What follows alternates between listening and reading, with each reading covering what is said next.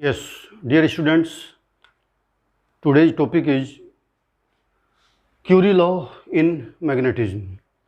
इस लॉ के अकॉर्डिंग जब हम किसी मैग्नेटिक मटेरियल को किसी मैग्नेटाइजिंग सोर्स के द्वारा मैग्नेटाइज करेंगे तो उसमें जो मैग्नेटाइजेशन इंड्यूस होगा, जिसे हम इंटेंसिटी ऑफ मैग्नेटाइजेशन की टर्म में पढ़ते हैं, तो वो इंटेंसिटी ऑफ मैग्नेटाइजेशन दो फैक्टर्स के ऊपर डिपेंड करेगी। नंबर वन, मैग्नेटाइजिंग फील्ड के इंटेंसिटी के ऊपर या मैग्नेटिक फील्ड इंडक्शन बी के ऊपर, और दूसरे उस बॉडी के टेम्परेचर के ऊपर। तो दो फैक्टर्स पे इस तरह से डिपेंड करेगी कि when we magnetise a material, यहाँ फेरोमैग्नेटिक मटेरियल से मतलब है फेरोमैग्नेटिक या paramagnetic. When we magnetise a material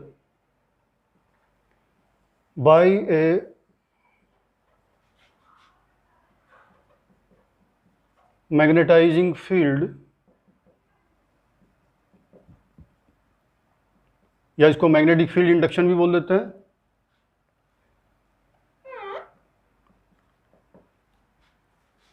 then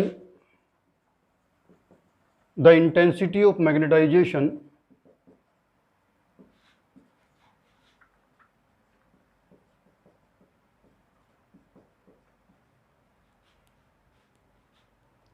I, जिसे हम बोलते हैं, depends on the following factors. First, I proportional to B, उस मटेरियल की जो इंटेंसिटी है मैग्नेटाइजेशन की वो उतनी ही ज़्यादा होगी जितना मैग्नेटाइजिंग फील्ड स्ट्रॉन्ग होगा, उसे मैग्नेटाइज करने वाला फील्ड स्ट्रॉन्ग होगा, उतना ही स्ट्रॉन्गली उसको मैग्नेटाइज करेगा। Second, inversely proportional to temperature of that body. Temperature जितना ज़्यादा होगा उतना ही वो उसकी इंटेंसिटी ऑफ मैग्नेटाइजेशन कम हो जाएगी। कारण मैंने बताया था कि बाहर की जब एनर्जी मिलेगी, टेम्परेचर बढ़ाएंगे तो हीट के रूप में एनर्जी मिलेगी, तो वो उसके एटम्स या मॉलिक्यूल्स या आयंस जो हैं रैंडमाइज हो जाएंगे, अपनी मर्जी से एनर्जी लेके अपनी मर्जी से रैंडम डायरेक्शन में ओरिएंटेड होंगे, तो उनको अलाइन करना मुश्किल हो जाएगा। इन दोनों को जब हम एक साथ लिखेंगे तो देयरफॉर इनको कंबाइन करते हुए तो I proportional to B upon T। अब B, यहाँ जो मैग्नेटिक फील्ड भी है वो हम ये मान के चल रहे हैं कि किसी सोलेनॉइड के द्वारा हमने जनरेट किया हो। जब हम किसी सोलेनॉइड में I करंट फ्लो कराएंगे और उसमें जिसमें N turns per unit length हो उस सोलेनॉइड में, तो ये मैग्नेटिक फील्ड का फॉर्मूला हमने पढ़ा था B इक्वल टू μ0 Ni। यहाँ इस B को रिलेट कर रहा हूँ मैं, और Ni को हम कहते थे क्या, मैग्नेटाइजिंग फोर्स, μ0 H बोला था। तो यहाँ ये कह सकता हूँ कि μ0 तो एक कांस्टेंट है, तो क्या हुआ, B प्रोपोर्शनल टू H। तो अगर ये I proportional to B upon T लिखा जा सकता है और B यहाँ पे ऑलरेडी H के प्रोपोर्शनल होता है, तो मैं इस रिलेशन को लिख सकता हूँ I proportional to H upon T। तो नेक्स्ट लाइन से लिख देते हैं इसको, therefore we can write I proportional to H upon T, यहाँ पे रेफरेंस दे सकते हैं because B proportional to H। H है अपना मैग्नेटाइजिंग फोर्स।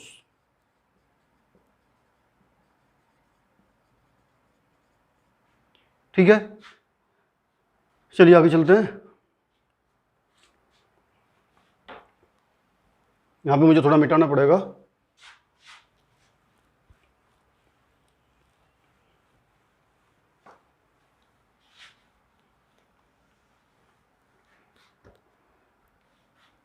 अगर मैं प्रोपोर्शनलिटी का साइन को हटा के इक्वलिटी का साइन लगाऊं तो और I इक्वल टू कोई कांस्टेंट लगाना पड़ेगा, और ये कांस्टेंट है क्यूरी कांस्टेंट।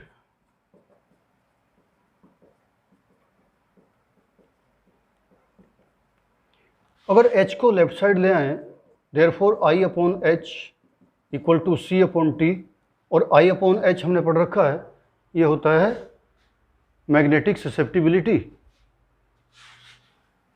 तो और लिख देते हैं, और xi M proportional to xi m equal to C upon T, because xi m equal to I upon H.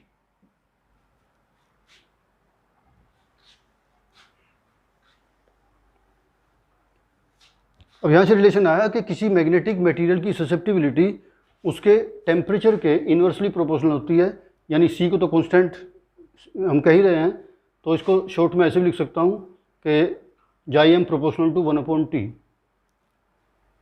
ठीक है। अब अगर I और H अपॉन टी के बीच ग्राफ खींचा जाए, हालांकि प्रोपोर्शनलिटी में है, लेकिन इसके ग्राफ पे एक बार विचार करते हैं। इधर इंटेंसिटी ऑफ मैग्नेटाइजेशन लेते हैं और इधर H अपॉन टी, इनके बीच ग्राफ खींचा जाए तो I का मतलब इंटेंसिटी ऑफ मैग्नेटाइजेशन, जैसे जैसे हम मैग्नेटाइजिंग फोर्स बढ़ाएंगे हमारा मटेरियल और ज़्यादा स्ट्रांगली मैग्नेटाइज होता जाएगा। लेकिन मैग्नेटाइज होने का मतलब है उसके एटॉमिक डाइपोल्स का डाइपोल मूवमेंट एक डायरेक्शन में अलाइन होता चला जाएगा। सभी डाइपोल्स जब अलाइन हो जाएंगे तो उससे ज़्यादा मैग्नेटाइज वो हो नहीं पाएगा, यानी इंटेंसिटी ऑफ मैग्नेटाइजेशन एक लिमिट पे जाके आगे बढ़नी बंद हो जाएगी, क्योंकि उससे ज़्यादा मैग्नेटाइज वो हो ही नहीं सकती। जब उसके सारे डाइपोल अलाइन हो जाएंगे तो उससे ज़्यादा मैग्नेटाइज क्या होगी। तो इस केस में इसका ग्राफ कुछ इस तरह से आएगा, पहले प्रोपोर्शनलिटी के रूप में चलेगा और फिर लास्ट में जाके इस तरह से कांस्टेंट हो जाएगा। ये जो स्ट्रेट लाइन हुआ है इसके H अपॉन टी वाली एक्सिस के पैरेलल, तो ये शो करता है कि इंटेंसिटी ऑफ मैग्नेटाइजेशन इससे ज़्यादा नहीं हो सकती। इस स्टेज में आके इसके सभी मैग्नेटिक डाइपोल्स एक ही डायरेक्शन में अलाइन हो गए हैं। अब और डाइपोल्स अगर संख्या बढ़े तो ग्राफ आगे बढ़े, अगर डाइपोल्स आगे हैं ही नहीं तो फिर इससे ज़्यादा बढ़ने का मतलब ही नहीं है। इसलिए I और H अपॉन टी यहाँ पे प्रोपोर्शनलिटी शो करता है। अगर मैं C को हटा देता हूँ तो प्रोपोर्शनलिटी का मतलब था ग्राफ स्ट्रेट, तो जब तक वो मैक्सिमम कंडीशन पे नहीं पहुँचा तब तक स्ट्रेट लाइन थी, और जब मैक्सिमम पे पहुँच गया तो आगे बढ़ना बंद हो गया, और इस तरह से हमारा ग्राफ आ जाएगा। इसको बोलते हैं हम सैचुरेशन कंडीशन, ये वाली जो कंडीशन है।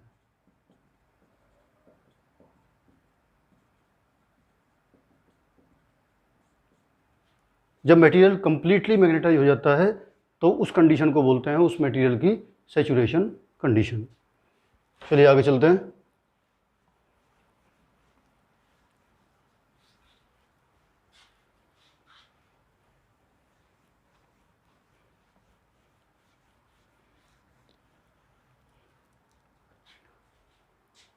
बहुत ही इंपॉर्टेंट टॉपिक है हिस्टेरेसिस कर्व।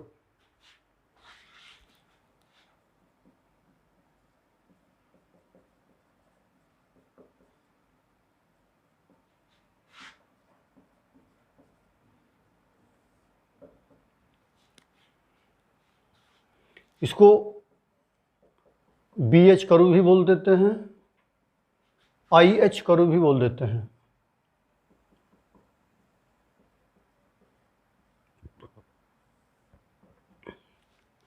BH कर्व का मतलब है B और H के बीच में ये कर्व ड्रॉ होगा, मैग्नेटिक फील्ड स्ट्रेंथ और मैग्नेटाइजिंग फोर्स के बीच, या फिर इंटेंसिटी ऑफ मैग्नेटाइजेशन और मैग्नेटाइजिंग फोर्स इनके बीच। तो ये होता है जब हम किसी मैग्नेटिक मटेरियल को मैग्नेटाइज करते हैं H की वैल्यू 0 से बढ़ाते हुए। मैग्नेटाइजिंग फोर्स तो ये है, H की वैल्यू जैसे जैसे बढ़ाते जाएंगे मटेरियल उतना ही ज़्यादा मैग्नेटाइज होता जाएगा। तो यानी हम पहले H को हम कंट्रोल करेंगे और B उसके अकॉर्डिंगली अपने आप चेंज होता रहेगा, या ये कह लीजिए कि हम H को अपने अकॉर्डिंग चेंज करेंगे और I उसके अकॉर्डिंग अपने आप चेंज होता रहेगा। यानी जो पहले हम अप्लाई करते हैं और दूसरी चीज़ उसको फॉलो करती है तो फॉलो करने वाली को बोलते हैं लैग बिहाइंड। तो यहाँ पे या तो ये कह दीजिए कि B H को लैग बिहाइंड कर रहा है, और या ये कह दीजिए यहाँ पे I H को लैग बिहाइंड कर रहा है। तो ऐसा कर्व जिसमें B H को या I H को लैग बिहाइंड करता हो, ऐसे कर्व को हम BH कर्व या हिस्टेरेसिस कर्व बोलते हैं। ऐसे कर्व को हम हिस्टेरेसिस कर्व बोलते हैं। तो यहाँ पे इनके बीच में हम कर्व खींचने वाले हैं, और ये कर्व किस काम का है, क्या काम आता है? इस कर्व की शेप को स्टडी करके हम अपनी रिक्वायरमेंट के अकॉर्डिंग मटेरियल का सिलेक्शन कर लेते हैं। जो हमारी रिक्वायरमेंट है उसके अकॉर्डिंग हमें कौन सा मटेरियल चाहिए वो हम उसका हिस्टेरेसिस कर्व देख के और सूटेबल समझ के उसको ले लेते हैं। तो किसी मटेरियल की यूजफुलनेस उसके हिस्टेरेसिस कर्व से हम अपनी रिक्वायरमेंट के अकॉर्डिंग पता कर लेते हैं। तो initially when magnetising force is 0, then magnetic field induction in the material, उसमें भी कोई मैग्नेटिज्म नहीं। स्टार्टिंग में जब बॉडी मैग्नेटाइज नहीं थी तो उसमें मैग्नेटिज्म 0 था, और जब तक हमने उस पर कोई magnetic force, magnetising force apply नहीं किया तो H की वैल्यू भी 0 थी। उस टाइम हम ग्राफ इस तरह से शो करते हैं। ये हमारा H की वैल्यू रहेगी इस एक्सिस पे, और इस पे B की वैल्यू रहेगी। ये हमारा ओरिजिन है, नीचे की तरफ -B, और H के अपोजिट साइड इधर -H। ये वैल्यू हम लेके चलेंगे। इस टाइम B और H हमारे दोनों 0 हैं, तो ग्राफ यहाँ से स्टार्ट करेंगे। ये मैं बता दूँ कि H की वैल्यू हम कहाँ से लाएंगे, ये हम सोलिनॉइड से लाएंगे। सोलिनॉइड में करंट I पास करेंगे तो इसमें मैग्नेटिक फील्ड का फॉर्मूला हो जाएगा B = μ0H। तो ये H है हमारा मैग्नेटाइजिंग फोर्स, और इसमें हम जिस मटेरियल को रख के उसे मैग्नेटाइज करना चाह रहे हैं उसमें जो मैग्नेटिक फील्ड जनरेट हो रहा है वो है हमारा B। इस टाइम B0 में इसलिए कहा था कि जब इसमें एयर थी तब उसको B0 बोलते हैं, लेकिन जब इसमें मैग्नेटिक मटेरियल होगा तो फिर हम B0 नहीं B कहेंगे। हम H की वैल्यू बढ़ाएंगे तो B की वैल्यू अकॉर्डिंगली बढ़ जाएगी। तो इस तरह से हम सोलेनॉइड को मान के चलते हैं कि सोलेनॉइड में हमने किसी मैग्नेटिक मटेरियल को रखा है और हम उसमें करंट जो है उसको बढ़ाएंगे जिससे H की वैल्यू बढ़ेगी। H की वैल्यू होती है Ni, तो हम करंट की वैल्यू बढ़ाते जाएंगे, H की वैल्यू बढ़ती जाएगी और मटेरियल में मैग्नेटिज्म भी बढ़ता चला जाएगा। उनके बीच हम ग्राफ खींचते चले जाएंगे। तो स्टार्टिंग में जब हम H की वैल्यू को 0 से बढ़ाना शुरू करते हैं तो हमारा ग्राफ ये इस तरह से हमारा ग्राफ, हमने करंट बढ़ाते गए, H की वैल्यू बढ़ती गई, B की वैल्यू बढ़ती गई और हमारा ग्राफ इस तरह से बढ़ता चला गया। और एक कंडीशन ऐसी आ गई कि हमारा मटेरियल कंप्लीटली मैग्नेटाइज हो गया बढ़ते बढ़ते, यानी इसके सभी मैग्नेटिक डाइपोल्स एक डायरेक्शन में अलाइन हो गए और ये कंडीशन आ गई हमारी सैचुरेशन कंडीशन। तो O से लेके A तक हमारा मैग्नेटाइजेशन H के अकॉर्डिंग बढ़ता रहा। A पे आ गई हमारी सैचुरेशन कंडीशन। अब हमने क्या किया कि H को अब घटाना शुरू किया। H को जितनी भी वैल्यू उसकी आई थी H की, अब यहाँ से H को घटाना शुरू किया, यानी सोलेनॉइड में करंट को धीरे धीरे घटाना शुरू किया ताकि H की वैल्यू हम 0 तक ले आएँ। जब हमने H की वैल्यू बढ़ाई थी तो कर्व हमारा ऐसे गया था, जब H की वैल्यू घटाएंगे तो कर्व हमारा वापस इसी रास्ते से नहीं आता है। यही इसकी इम्पोर्टेंस है, इसीलिए इसकी पढ़ाई करना इम्पोर्टेंट है। तो कर्व हमारा इस तरह से आता है ये, और जब हमारे H की वैल्यू घट के 0 हो गई तो हमारा मैग्नेटिक फील्ड B घट के 0 नहीं हुआ। इतना मैग्नेटिज्म उस बॉडी के अंदर बचा रह गया, और इस बचे हुए मैग्नेटिज्म को हम बोलते हैं रिटेंटिविटी।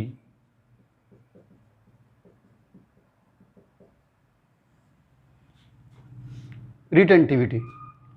तो when magnetising force is reduced to 0, the left magnetism in the magnetic material is called its retentivity। उसके बाद ये मैं यहाँ पे पॉइंट B लिख देता हूँ। ये रिटेंटिविटी वगैरह की डेफिनेशन एग्जाम में आती है खूब, तो इसको थोड़ा ध्यान से पढ़ेंगे। उसके बाद H को हम निगेटिव साइड बढ़ाना शुरू करते हैं, यानी करंट जो हमने घटाते घटाते 0 की, अब हम उसे निगेटिव डायरेक्शन में ही 0 से आगे आगे बढ़ाना शुरू किया नेगेटिव डायरेक्शन में, यानी एच की वैल्यू हमने नेगेटिव करनी शुरू की, तो उससे क्या होगा कि जब एच को हम पॉजिटिव डायरेक्शन में बढ़ा रहे थे तो डाइपोल्स पे टॉर्क लग के उनको एक ही डायरेक्शन में अलाइन कर रहा था, एक डायरेक्शन में। अब एच को अगर हम नेगेटिव डायरेक्शन में बढ़ा रहे हैं तो टॉर्क की डायरेक्शन भी हर एक डाइपोल पे अपोजिट हो गई होगी, तो कुछ डाइपोल्स अपोजिट डायरेक्शन में पलट जाएंगे, उल्टे होने शुरू हो जाएंगे, फ्लिप होने शुरू हो जाएंगे, और फ्लिप होते होते एच की वो वैल्यू जिस पे इसका मैग्नेटिज्म घटते घटते जीरो हो जाएगा, जितना मैग्नेटिज्म प्लस में बचा हुआ था, कुछ डाइपोल्स अपोजिट डायरेक्शन में फ्लिप होके इतने फ्लिप हो गए कि उन्होंने मैग्नेटिज्म को घटा के जीरो कर दिया। तो ये कंडीशन जो आई, इस पॉइंट को, ये एच की वैल्यू यहाँ से यहाँ तक जिसने रिटेंटिविटी को जीरो कर दिया, यानी लेफ्ट मैग्नेटिज्म को जीरो कर दिया, इसे हम बोलते हैं उस मटेरियल की दूसरी प्रॉपर्टी कोर्सिविटी, उस मैग्नेटिक मटेरियल की कोर्सिविटी, यानी एच की वो वैल्यू, वो नेगेटिव वैल्यू जिस पे उसकी रिटेंटिविटी जीरो हो जाए, उस मैग्नेटिक मटेरियल की कोर्सिविटी कहलाती है। अब एच की वैल्यू को और आगे निगेटिव तक बढ़ाया और आगे बढ़ाते चले गए, और बढ़ाते बढ़ाते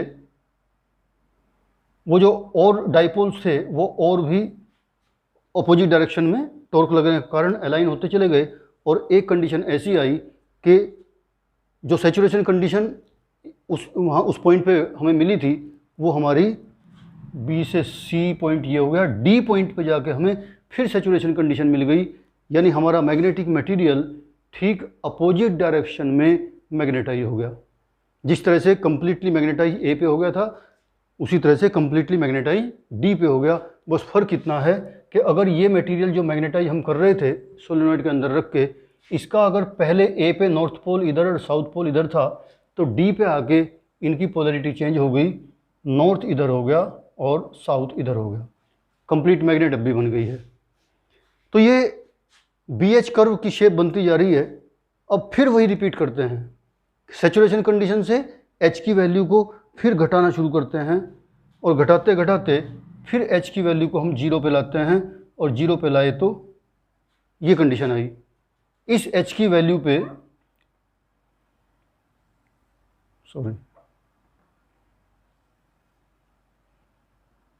एच की इस जीरो वैल्यू जब हमने घटा घटा के कर दी, एच की वैल्यू जीरो, फिर यहाँ आ गए हम, तो इस एच की वैल्यू जीरो पे फिर उसमें मैग्नेटिज्म बचा रह गया, वही उसकी रिटेंटिविटी कहलाई थी। तो ये भी रिटेंटिविटी ही है। इस पॉइंट को मैं लिख देता हूँ ई।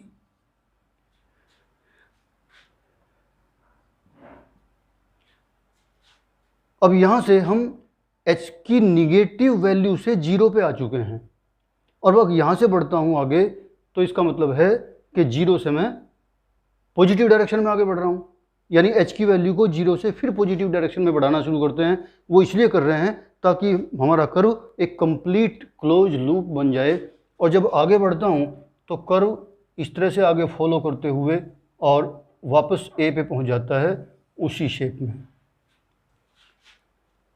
और ये अगर मैं पॉइंट को इसको एफ लिख सकता हूँ, चलो, ये ओ से एफ की फिर वो वैल्यू आ गई जिसने उस लेफ्ट मैग्नेटिज्म को जीरो कर दिया, यानी ये भी क्या है, कोर्सिविटी। तो एच की वो वैल्यू जो किसी मैग्नेटिक मटेरियल के मैग्नेटिज्म को, लेफ्ट मैग्नेटिज्म को जीरो कर दे, उसकी कोर्सिविटी वैल्यू कहलाती है। तो इस तरह से वापस ये हमारा कर्व ए पे जाकर कंप्लीट हो जाता है, और इस क्लोज्ड कर्व को ही हम बी एच कर्व कहते हैं। अगर ऐसा ही यूनिट में हम करें तो ये बी एच कर्व है, और सी जी एस सिस्टम में अगर देखें तो ये फिर आई एच कर्व हो जाएगा। बस इतना फ़र्क है, आई एच में थोड़ा सा कर्व की शेप थोड़ी सी बारीक हो जाएगी। खैर, इस तरह से इसका ध्यान करेंगे। तो अब इस कर्व से हमें क्या क्या जानकारियाँ मिली? रिटेंटिविटी की जानकारी मिली कि जब मैग्नेटाइजिंग फोर्स को जीरो कर दिया जाए तो लेफ्ट मैग्नेटिज्म कहलाता है रिटेंटिविटी, और रिटेंटिविटी को जीरो करने के लिए मैग्नेटाइजिंग फोर्स की वो वैल्यू जो लेफ्ट मैग्नेटिज्म को जीरो कर दे कहलाती है उसकी कोर्सिविटी। तीसरी इंपॉर्टेंट बात आती है कि इस कर्व का एरिया क्या शो करता है। द एरिया, नोट कर, इसको जरूर नोट करेंगे, area of hysteresis curve indicates the energy loss per unit volume of the material in a particular cycle. एक हिस्टेरेसिस कर्व की साइकिल में जितनी energy per unit volume loss हुई किसी मैग्नेटाइजिंग मटेरियल के अंदर, वो कहलाती है, वो है उसकी, मतलब ये कर्व का एरिया उसकी energy loss per unit volume को शो करता है। अब वो एनर्जी लॉस कैसे हुआ कि भाई जब मैग्नेटाइजिंग फोर्स हम बढ़ा रहे थे तो टॉर्क लगा रहे थे डाइपोल्स पे, और जब टॉर्क लगाएंगे तो उसको रोटेट करेगा, और टॉर्क लगाना और टॉर्क लग के रोटेट करने का मतलब है कुछ वर्क करना पड़ेगा, और वर्क एनर्जी थ्योरम के अकॉर्डिंग वर्क करना पड़ेगा तो एनर्जी लॉस होगी। तो खैर, लेकिन जब यहाँ से यहाँ तक करने में हमने एनर्जी खर्च की, तो जब इसको हमने वापस जीरो पे ले आए थे, तो अगर उतनी एनर्जी हमें वापस मिल जाती तो फिर तो कोई लॉस ही ना होता, लेकिन उतनी एनर्जी हमें वापस नहीं मिली, और हम कंप्लीट कर्व हमने करके देखा तो ये जो एरिया आया ये उस एनर्जी को ही शो करता है पर यूनिट वॉल्यूम को। तो इस तरह से hysteresis curve show, area of hysteresis curve shows the loss of energy per unit volume. अब इसमें कुछ मटेरियल्स ऐसे होते हैं जिनकी कोर्सिविटी ज़्यादा होती है और रिटेंटिविटी ज़्यादा होती है और कोर्सिविटी कम, और कुछ ऐसे होते हैं कि जिनकी रिटेंटिविटी कम होती है, कोर्सिविटी ज़्यादा होती है। तो ऐसे मटेरियल हम कहाँ कहाँ यूज करेंगे, तो उसको देखते हैं एक बार। मैं दोनों का ग्राफ एक साथ खींच देता हूँ।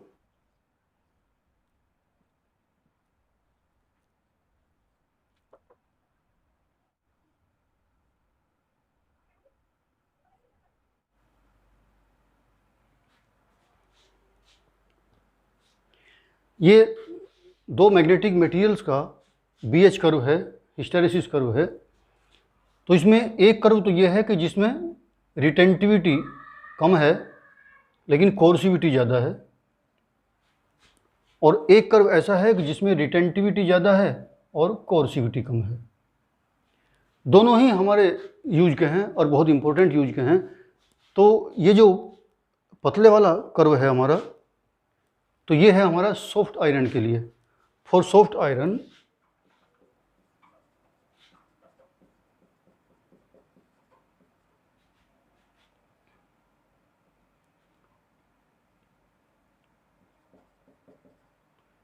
retentivity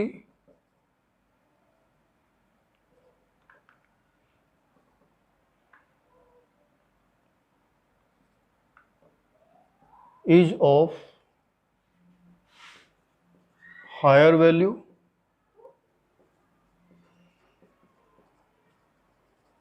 and the coercivity of lower value।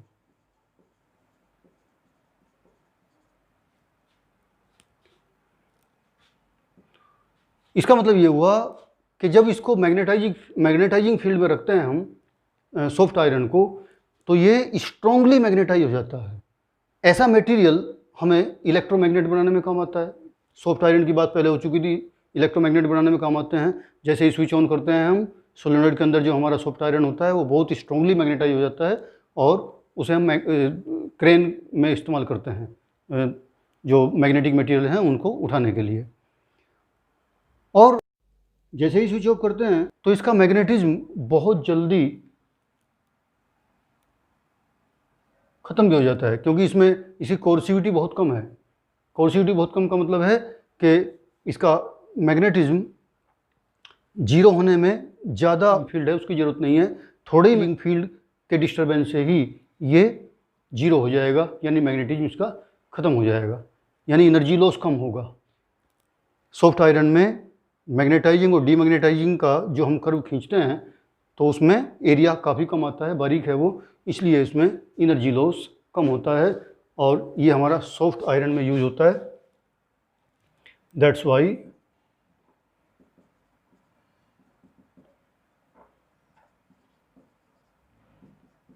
it is used in electromagnets।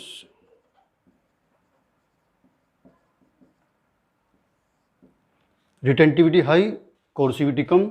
Retentivity high का मैं फिर रिपीट कर देता हूँ कि as soon as we apply the magnetizing force the material gets magnetized very strongly, and as soon as we remove the magnetizing force it gets demagnetized after in very short time.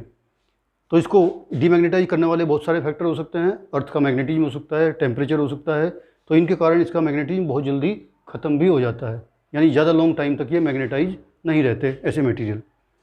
दूसरा जो curve है जिसकी मोटाई थोड़ी ज़्यादा है, यानी उसकी रिटेंटिविटी कम है और कोर्सिविटी ज़्यादा है, ये हमारे होते हैं परमानेंट मैग्नेट्स के लिए। यह था हमारा soft iron for electromagnets,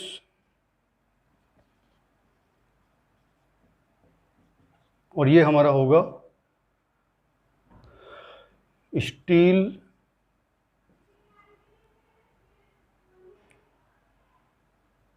for permanent magnet.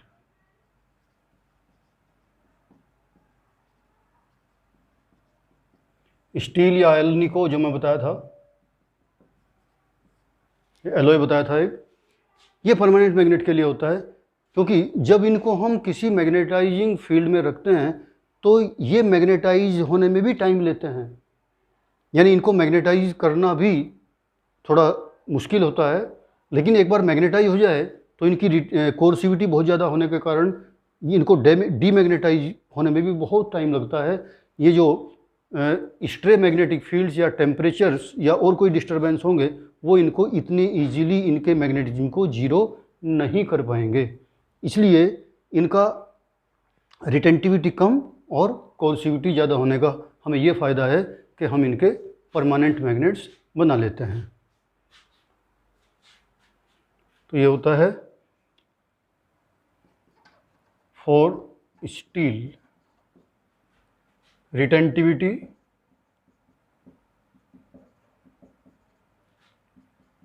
is of lower value and coercivity of higher value.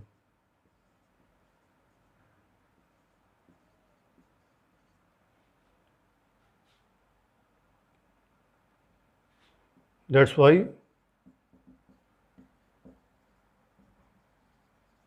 these are used in making या in manufacturing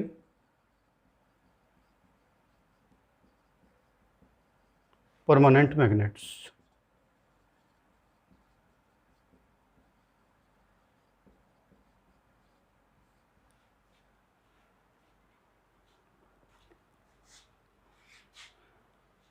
चलिए आगे चलते हैं कि ट्रांसफॉर्मर कोर्स, ट्रांसफॉर्मर जो होता है उसमें कोर होती हैं, तो उसमें हम सॉफ्ट आयरन का यूज करते हैं। लेमिनेटेड कोर होती है उसमें, चलो मैं इसको थोड़ा सा समझा देता हूँ इसको। ये भी एग्जाम में पूछा जाता है कि ट्रांसफॉर्मर कोर में सॉफ्ट आयरन हम क्यों यूज करते हैं, सॉफ्ट आयरन की लेमिनेटेड कोर बना के उसको क्यों यूज करते हैं। तो उसका कारण यही है कि ट्रांसफॉर्मर में हम एसी पास करते हैं। एसी का मतलब अल्टरनेटिंग करंट, बार बार उसकी डायरेक्शन जीरो से मैक्सिमम, मैक्सिमम से zero.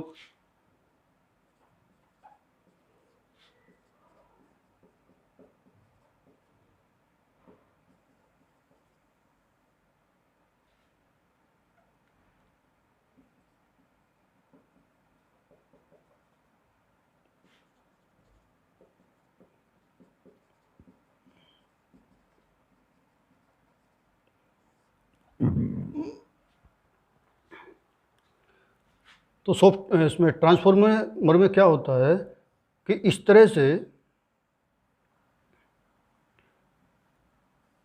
Laminated soft iron core होती है, यानी लेमिना के रूप में बहुत बारीक बारीक स्लाइस होती हैं ये, और इनको एक दूसरे के ऊपर रख के और हम एक मोटी कोर बना लेते हैं। सवाल ये उठता है कि जब मोटी कोर ही बनानी थी तो एक सिंगल कोर ही क्यों नहीं ले ली, बारीक बारीक को आपस में जोड़ के इतना मोटा बनाने से बढ़िया था तो एक ही सिंगल कोर ले लेते। लेकिन उसके बहुत सारे रीज़न हैं, अब मैं एक एक करके बता देता हूँ। इसमें क्या होता है कि दो कोयल लिपटी होती हैं, एक प्राइमरी एक सेकेंडरी। इसको बाद में डिटेल में पढ़ाएंगे, फिलहाल यहाँ ये समझा देता हूँ बस। इसमें एसी पास होती है, यहाँ भी एसी ही हमें आउटपुट में मिलती है। अब एसी की स्ट्रेंथ 0 से मैक्सिमम, मैक्सिमम से 0, 0 से मैक्सिमम, मैक्सिमम से 0, फिर अपोजिट डायरेक्शन में भी उसी तरह से नेगेटिव पॉजिटिव दोनों चलती हैं ये। तो जब ये करंट बढ़ती है तो ये देखो कोयल जैसे सोलिनॉइड हो, इसके अंदर सॉफ्ट आयरन रखा हुआ है, तो ये जो कोर है हमारी बार बार मैग्नेटाइज डीमैग्नेटाइज होती है। जितनी अच्छी तरह से, जितनी जल्दी से ये मैग्नेटाइज हो जाएगी, उतनी ही जल्दी से हमारा जो एसी दूसरी कोयल में पास हो जाएगा। एक मैग्नेटिक फ्लक्स होता है, जनरेट होता है, वो मैग्नेटिक फ्लक्स इससे लिंक हो जाएगा। आगे फैराडे लॉ पढ़ेंगे तो उसमें डिटेल में पढ़ेंगे इसको। तो जितनी जल्दी से स्ट्रांगली ये मैग्नेटाइज हो जाएगी, उतनी ही जल्दी से हमारा फ्लक्स पास हो जाएगा नेक्स्ट कोयल में, और हमारे एसी उसी फॉर्म में हमें तुरंत बाहर मिल जाएगी।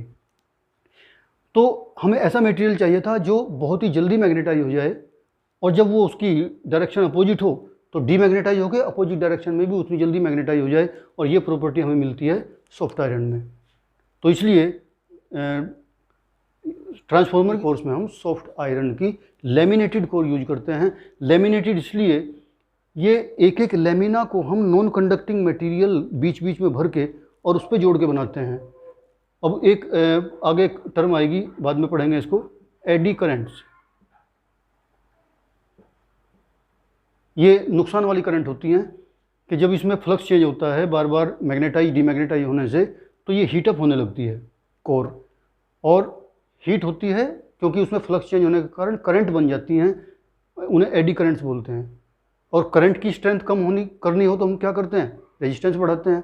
इसलिए अगर ये सिंगल कोर होती तो वो एडी करंट्स इतनी स्ट्रांग हो जाती कि ये हीटअप होकर जल्दी फूक जाती। अब उनको करंट्स को कमज़ोर करने के लिए हम उसका रेजिस्टेंस बढ़ाते हैं, और जो मैं बताता हूँ नॉन कंडक्टिंग मटेरियल के ऊपर रख के इनको बनाते हैं, तो वो non conducting material in eddy currents की स्ट्रेंथ को कम करने के लिए भरा जाता है। तो मेन पर्पज़ था हमारा कि हम सॉफ्ट आयरन कोर क्यों इस्तेमाल करते हैं हमारे ट्रांसफार्मर्स में, तो ये हम हिस्टैरिसीस कर्व से जान पाए। अब इसमें कभी कभी हिस्टैरिसीस की डेफिनेशन पूछ लेता है।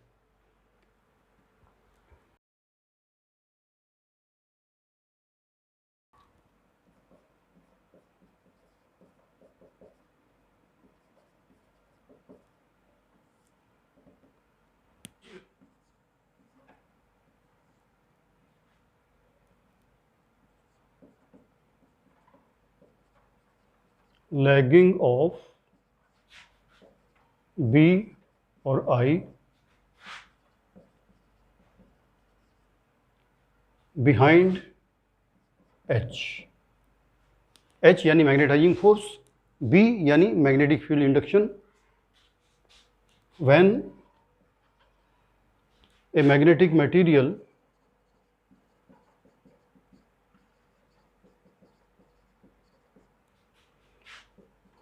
is subjected to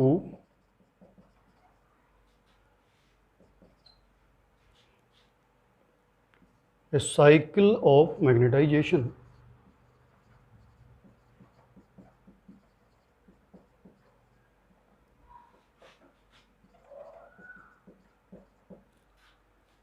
चलिए आज के लिए इतना ही। Thank you very much.